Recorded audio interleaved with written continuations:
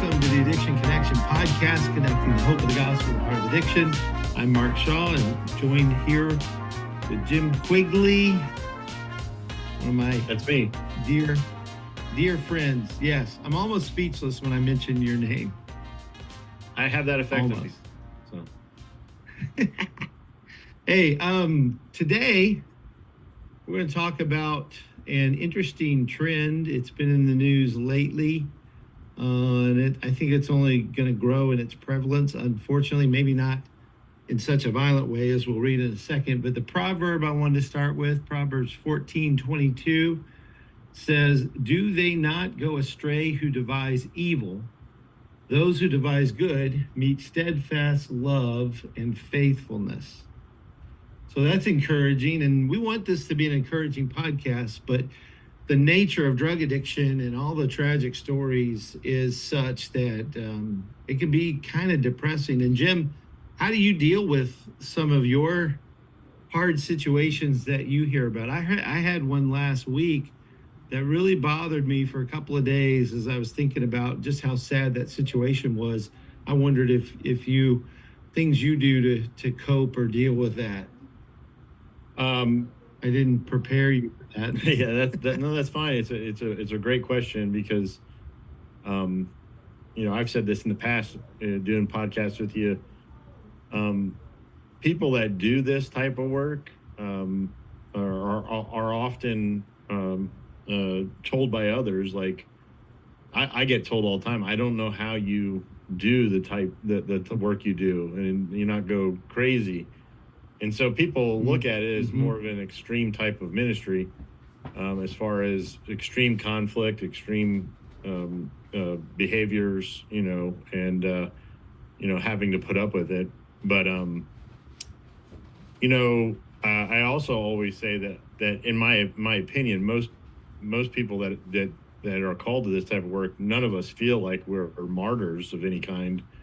This is truly what we feel called to. Many of us, including myself, have experienced that freedom from that craziness, whereas people looked at our past lives and we fit in those categories of someone that would never get it, never change, and change happened. And we were so excited about that. We want other people to experience it. So when I do have a hard situation, I often say that the first thing, I come from a Reformed background, and that comes with a lot of, I don't know, it's kind of a minority position, but in our world. But I think in the biblical counseling world, it's more widely known. Most people are pretty in tune, not saying 100% agreed with Reformed positions, but, essentially in the Reformed position, I feel presents that we have a belief that God is in control of everything. And even in him allowing some of the difficult things that happen in life. And we know that, personally, individually, if we belong to him, all everything that's happening to us is for our good. And I believe that, if this person that is going through whatever they're going through does belong to God, or if this is part of their journey to belonging to God, I believe that God has purpose in it. And it doesn't make it less sad. It doesn't make it less heartbreaking, and doesn't take away urgency to try to help, but it helps me understand it, and it helps me not go to some pretty dark places about it, if that makes any sense. Yeah. Well, and I think for me that I was thinking about it and just dwelling on it, but what I have to realize at the end of the day is it doesn't belong on these two shoulders. That situation belongs on Jesus's shoulders, so to speak. It belongs to him. It's his quote unquote problem, not mine to carry, not my burden to carry. And Jesus doesn't have any problems. So I'm to carry those things to him. And when I do that, it's so much better. But I think you're right. Like, it doesn't make it any less sad, and I can be sad about it, and I think that's a good thing that I experienced that, because I don't want to be hardened to all this stuff. Right. And so that's a good segue, I think, into this very sad, very difficult story to read about. And I'm on the just a USA Today article that my precious wife Mary, who is feverishly packing as we speak. Oh, I'm taking a break from packing, Jim, to do this with you, and I'm hey. not complaining about it at all. So you're using me as an excuse. Yeah. I gotta do a podcast with Jim right away. Yeah. Instead of carrying heavy boxes, I did carry a few heavy things today, but this article she sent me, USA Today, it says the title of the article is "She Stabbed a Man 108 Times and Got Probation, No Prison Time. What to know about cannabis-induced psychosis." And it came out on January 31st. She sent it to me a while back. We are now in February as we're talking about this. So Bryn, I guess you say Spiker, Spejcher. As the story goes, she's 33, and she stabbed her boyfriend 108 times. She went into a coughing fit and began to hallucinate after she smoked marijuana. Marijuana was the only thing in her system. So it's marijuana usage here. And she took a hit from his bong, and this happened in 2018. And he was 26. Then she began to hear, she thought she was dead. So she thought, I'm dead. And she began to hear voices of paramedics trying to save her. Then the voices she said she heard told her to kill this guy, Chad, and she had to kill him in order to bring herself back to life.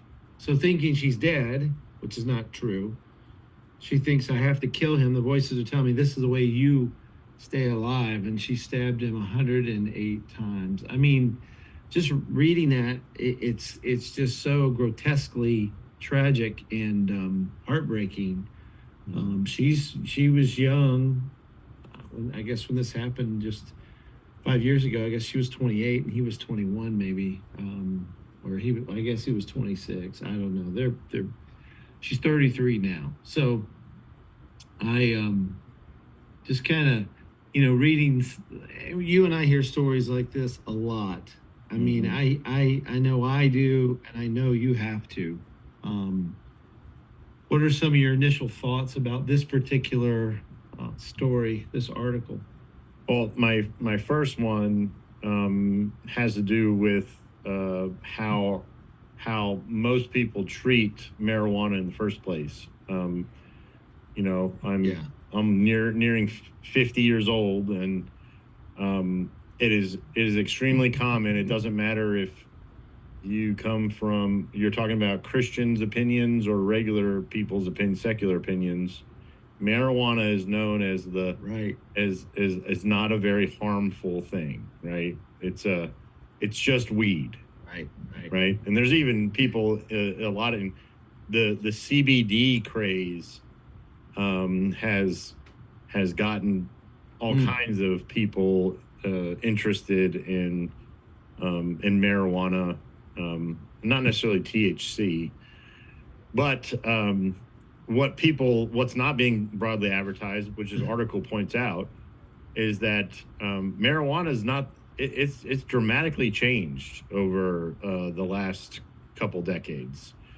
In that article, it reports that your average marijuana, back in the day had about 4% THC in it, and now it's like 15% THC. I can tell you lots of anecdotal stories about people that I knew personally that smoked marijuana for a long time and have told me that whatever they got out there nowadays, I can't even touch that stuff because it is absolutely like, it was not your the weed of the 60s or the hippie movement or anything like that. This stuff that's out there now. And I really think you're on to something there that people need to think about. The marijuana of today is almost like a different drug. Yeah. From what a lot of people would say, I smoked pot in the 60s and 70s. And this is a powerful, powerful drug. Very, very much so. So keep going. Yeah. I just want to emphasize that. It is, you're seeing the typical nature of addiction in just marijuana, in the fact that addiction, nobody, at least I've never met somebody that tried drugs, and were dead set on ruining their life. Drugs, people start on drugs, and they think they're going to be fine, right? No one I've ever met that started using drugs thought this was going to destroy my life. And what we know is that it's this thing that gets progressively worse the longer you stay in it, right? And they find new and more evil ways to get that drug into you, to make it more powerful. And here, it's exactly what's happening with marijuana. And the thing about it is that the reason why it happens is because of the demand for it, right? So, the demand for it. I mean, people that manufacture this stuff, they don't do it because, like, hey, let's see if we can make people have psychosis and go stab people to death, No, they're just wanting to keep them hooked on the latest and greatest and most powerful and potent thing. And here it is, one of the drugs that I've even said that you don't get physically addicted to marijuana. I've even made that statement, but now today that's not true. There are people that get physically addicted to marijuana. You get so marijuana has just progressively grown. It is getting worse, it kind of made me chuckle. It's kind of sad, but you can even feel it in that USA article and how they're trying to describe it, because they keep saying, this is an extremely rare, side effect of this, of psychosis, but it's happening much more now today, So like this extremely rare thing is now showing up a lot more, so that doesn't make any sense to me, but it's them trying to downplay like this is a one-off, that this isn't typical, and there's a lot of harmless still use of. People need to wake up and understand that marijuana is a drug, and drugs all. If there's any one thing that really, well, there's many things that stuck with me through 12-step, meetings and whatnot, and one of the ones that really stuck with me and I've never forgotten is what does substance abuse lead to? Jails, institutions, and death. Those are the three likely outcomes if you are progressive, and that is actually a really true statement. If you keep into that, it is in that lifestyle, that's what you have to look forward to. Yep. Jails, institutions, and death. And that is always true about all drugs, and doesn't matter how harmless you want to make it. The drug itself, like we've talked about many times, is just a tool that the human, with their human sinful fallen nature, is using. And when you're using that to worship yourself and feed your flesh, then there's no limit on how bad that can get. Yeah, I had toyed with the idea of starting this whole thing with a sarcastic, Jim, I learned something new. Marijuana is a drug and it's dangerous. I was going to start with that, but that's what you're hitting on here. And this article is trying to downplay it because obviously they're pro marijuana, I would think, but they're just trying to warn people about some of the dangers of this. And you've really got to think about kids and teenagers who have been told that, marijuana is less dangerous than drinking alcohol. I mean, I heard that when I was a kid, and I'm sure that's going on now. And when I hear kids talk about it, that's how they think. Um, this cannabis-induced psychotic disorder is actually in the DSM-5. So it's in there. And the idea is, according to Dr. Sharon Levy, she's the chief of addiction medicine division at Boston Children's Hospital. So talking about her working with kids and seeing this a lot, she says this psychosis is a collection of symptoms that make it hard to distinguish between what's real and what's fake. It's a disconnection from reality. And the reason I bring that up, as I read that, we're the addiction connection. We're trying to connect people to the gospel, to Christ, to the local church. And part of that connection for me is that we need to connect in real life. So many people go through hard things and they want to disconnect from the hard thing. They want to avoid the suffering, avoid the pain, avoid the trial, and go a different route and get away from it and choose something else, whether it's like another lover and they commit adultery. I see that from time to time, whether it's self-harm habits or gambling habits, drugs, alcohol, whatever, you name it, video game addiction. I read an article about that recently, posted it on our TAC Facebook page. People are looking for ways to escape reality and the pain and suffering and sorrow in this life.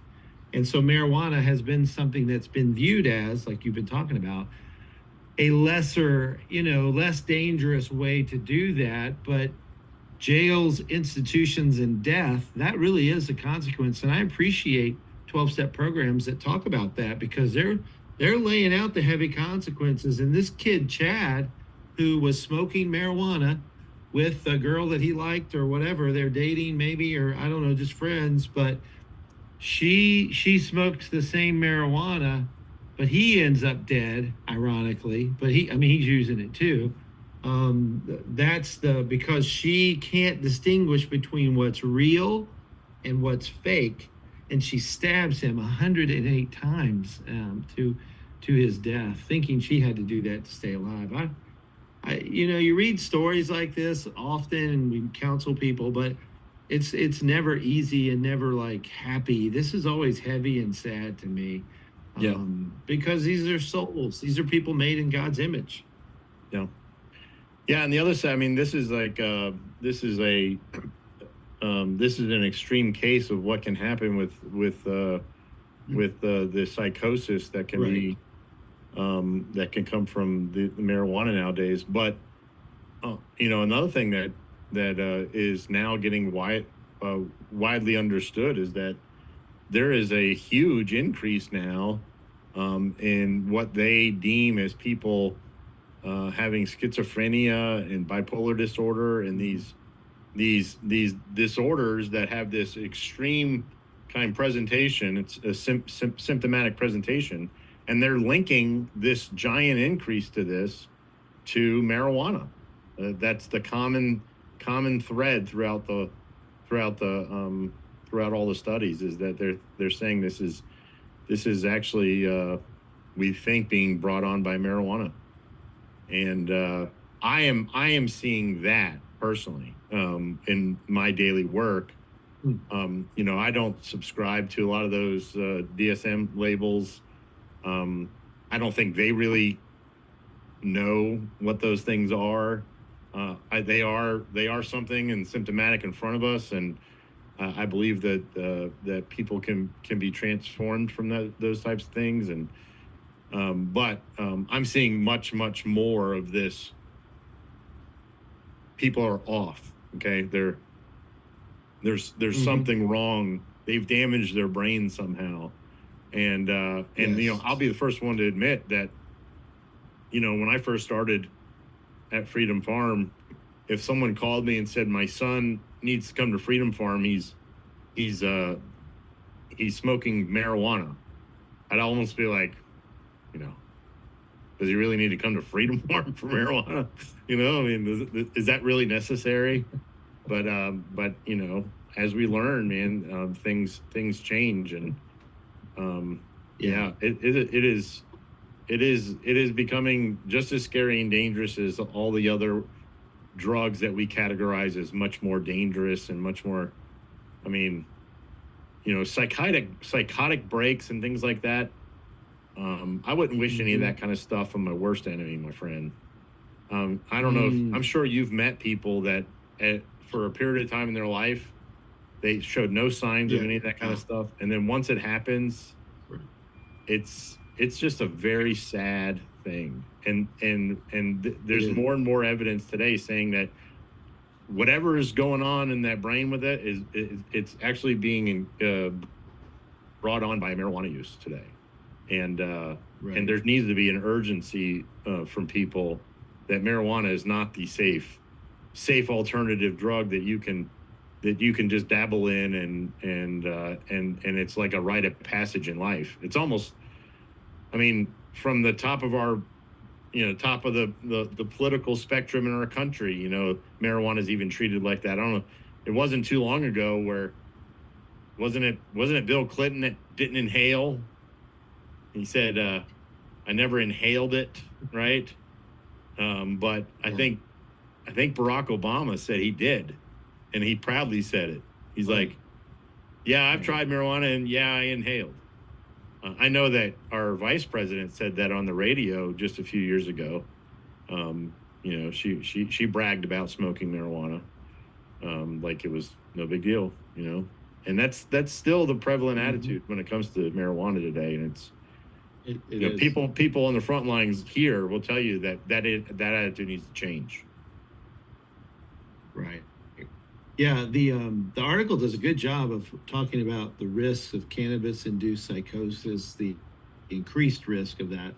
And it says that in 2019, the Lancet Psychiatry published a study that said people who used cannabis daily, so these are daily users, were almost 4 times, it was 3.2, so 3.2 times higher risk than those who'd never used the drugs at having this cannabis-induced psychosis, this break from reality, and nearly 5 times higher for those who used high-potency cannabis every day.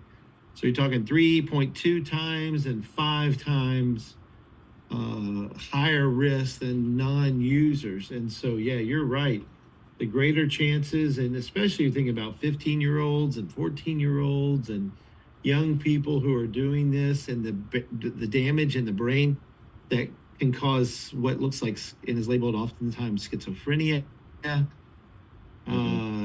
Sometimes there's not any physical way to come back from that. Now, I'm not saying ever, but I think that's what we need to tell young people is this can cause brain damage in such a way that you may not recover back from it. I mean, I hope they would. And the younger they are, you think the greater the chance of that would be. But instead, they're kind of told, by our vice president and other political leaders and leaders in our churches and other places. So it's everywhere.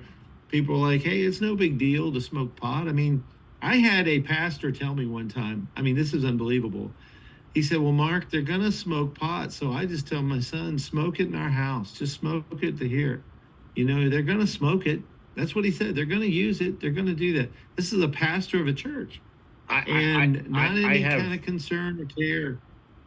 I've met, regular church attendees that will admit, they smoke pot still, and they treat it like having a beer or having a glass of wine.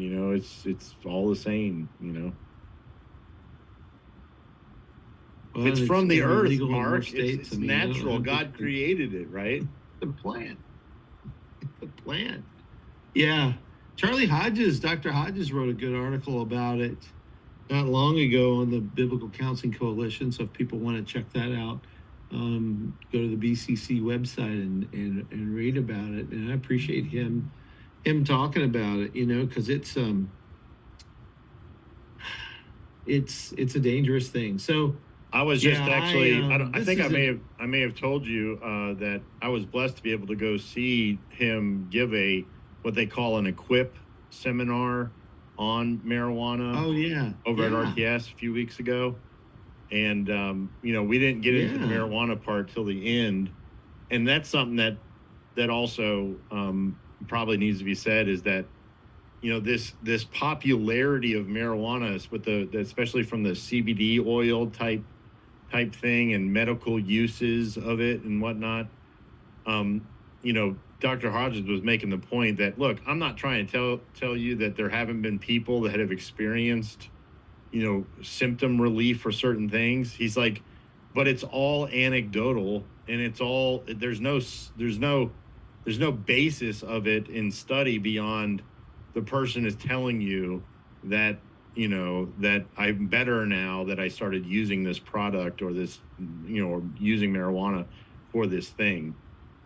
He said actually in a lot of cases where it's brought up that there's much better ways to address some of the situations that people are saying that the use of marijuana for is beneficial. There's much more beneficial ways to relieve symptoms without using marijuana in a lot of those cases. So it's what is it, a schedule 1 or schedule 4? Schedule 1 or whatever. I don't know which one's worse, 1 or 4. one is the worst. One is Okay, worse. so it's still a schedule 1 drug in our country, Yeah. which Yeah. makes studying it and the effects on human beings almost impossible to do legally. So, there's that. So all these people that'll tell you that, it does this and it does that, they can't really tell you that with any kind of legitimate basis beyond anecdotal testimony. Right. Yeah, that's what's unfortunate.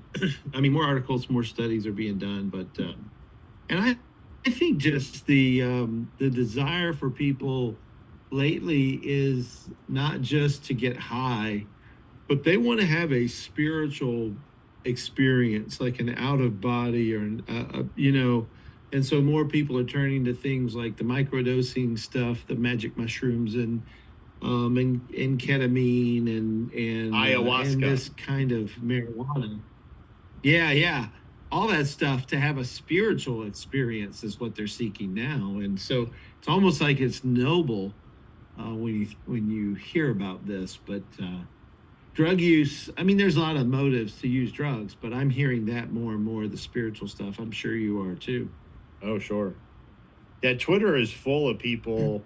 It seems to be kind of like the elite influencers are all big proponents of this ayahuasca stuff. They're all going and doing that all the time. I think it's the greatest thing in the world. Yeah. And I mean, you go and you hallucinate extremely for 12 hours or something like that, by drinking this root. It's like, they come back and they talk about all these things that have happened to them. Like, I feel much more centered, and, they just see all these kind of strange type, again, it's all anecdotal experience, Mm-hmm. Yeah. Oh, yeah. In this USA Today article, as you scroll down on the bottom, the more stories and headlines. One of them says, Bobby Jean Carter was killed by intoxication from the combined effects of fentanyl and methamphetamine. And then there's another one that's advertising, doctors stunned, anti-lazy drops are now legal without prescription. So, I mean, if we're not a drug culture, I don't know what is. And I remember Dr. Daniel Berger talking about USA uses 70% of all prescription drugs in the world, and we're just a minuscule part of the population, but we use 70%. 5%. Prescription drugs. 5%. Yeah. 5% of the world's population. Mm-hmm. It's his birthday today. We should probably give him a shout out it's his birthday. Why don't you sing happy birthday and I'll listen in? Yeah, I don't think so. Nah. Yeah, yeah, it is his birthday. Yeah, I said happy texted birthday him a to him happy today. birthday. Did you? Yeah, yeah. He's a good guy. I really appreciate him and his work in this area too, because he's just blowing people's minds with the things that he's teaching, and it's a good thing. So, well, okay, yeah. Well, that's really all I really wanted to talk about. I mean, again, the verse I read, I want to end on a good note. Do they not go astray who devise evil? I mean, that's the warning here, and it's true. Those who devise good meet steadfast love and faithfulness. And so our goal in this podcast is to talk about the good love of God, the good solution he's provided through Jesus Christ to help people who struggle with all types of sin, whether it's an addictive drunkenness, idolatry type of sin, or any kind of sin. Jesus Christ is the way and the truth and the life, and we only go to the Father through him, and he's provided a way for us to have victory and in this life, but really in the life to come, you know. And so he, in this proverb, wants us to devise good, because when you think about and plan and say, how can I do good? I mean, I think about this verse. If we spend as much time devising good as much as we do devising evil, or even if it's not evil, just selfish pursuits and things we want to do, and we're planning our vacation, and it's not a sin to have vacation, don't get mad at me, but I'm saying, like, we plan and think about all kinds of things, but if we can plan and think about doing what's good and what's right and what's true, oh wow, that would be great. That would be a great world to live in. Imagine all of us planning to do good and to bless other people, all, Yeah. as much as we can. Can you imagine a world like that? Ah, we wouldn't be reading about stabbings and those kinds of things. And this poor gal, I mean, now she got off scot free. That was another article angle, was 2 years probation, no prison time. I feel badly for her. I mean, in one sense, but she was responsible for a murder, whether she was out of her head on drugs and in a psychotic break moment or not.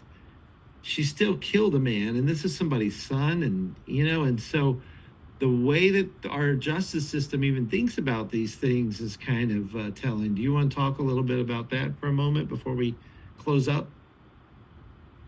Yeah, I mean, the more and more we try to define the problems of people's behavior and detach them from personal responsibility, and we try to blame it on something like they had a psychotic Right. episode, or they have a disease, or mental health is this all-encompassing word that if you start to try to dig down to what does that mean, no one can really tell you. It's mental health, and they'll talk about brain synapses and chemical imbalances and genetic dispositions and trauma and all this kind of stuff. When, look, I'm not trying to take away from what some of that stuff really means as far as describing some of the things going on in people's lives, but ultimately it does get back to the personal responsibility of the individual. And we live in a world that wants to continue to try to develop excuses for something the Bible has always been very clear on, which is the heart is deceitful above all things and desperately wicked, and God is the only one that can fix it. Because of the deceitfulness of people's hearts and the lack of ability to fix it through man-made means, they need to try to make the heart less deceitful. They have to try to make the problem less of a problem, and it's just perpetuating a big lie. It's really all it is. That's right. That's right. Well, we know the truth. We know who wins in the end. And it's why we keep doing what we're doing. We want this podcast to be something that helps people to think biblically about situations like this, and about the truth, because the truth is what sets us free. And praise the Lord for that. Yeah, So, I mean, Jim, thank you for being on the podcast. Yeah, absolutely. Oh, go ahead.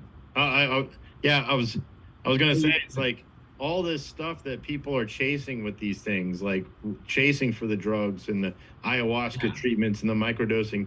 I mean, God has what they're looking for, right? He has it. Right. I mean, and right. He's saying, Amen. "Come to me."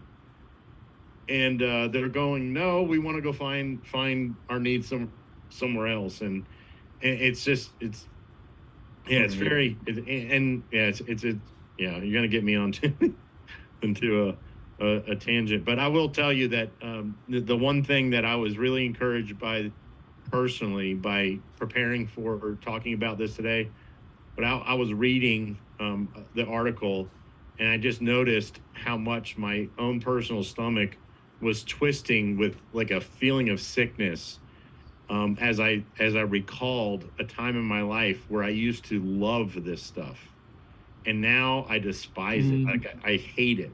I can't believe I actually ever did this stuff, and that's truly, God and His working in my heart and mind, and where I don't even there's a time people struggle with, well, I used to get all kinds of pleasure, so when I think about it, it still brings back memories of times of extreme pleasure. I don't even experience that anymore.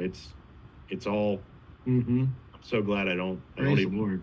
Yeah, you get what I'm saying. Oh, I do. We love what we once hated, or who we once hated, and we hate what we once loved. That's repentance to me. And so I love Jesus now. Wasn't that I would say that I hated him, because we don't want to think we're that wicked or evil, but my actions sure showed that I did. And now the thing I loved, alcohol and drugs, I hate. I mean, I do. I hate it. And I just see it ruin so many lives. And we read about it here. This happened in 2018, but who knows how many times this kind of thing happened, and it wasn't sensationalized in the news. But I know police officers and people that have come in contact with these kind of tragic stories often, and it's just dangerous. And so if you can tell your neighbors and friends and kids and talk differently about it, don't say, oh yeah, it's just marijuana, no big deal. At least it's not heroin. Well, my goodness, I mean, they're all bad, because it's our heart that needs to see that we need to hate it and now love Jesus. And so, yeah, that's so good that He's done that in your heart and in mine too. I appreciate you articulating that. It's good stuff.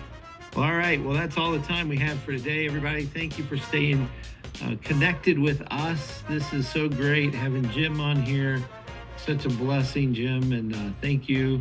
And I wish you well at Freedom Farm. And that's all I've got. Take care and God bless. Thanks, brother. God bless.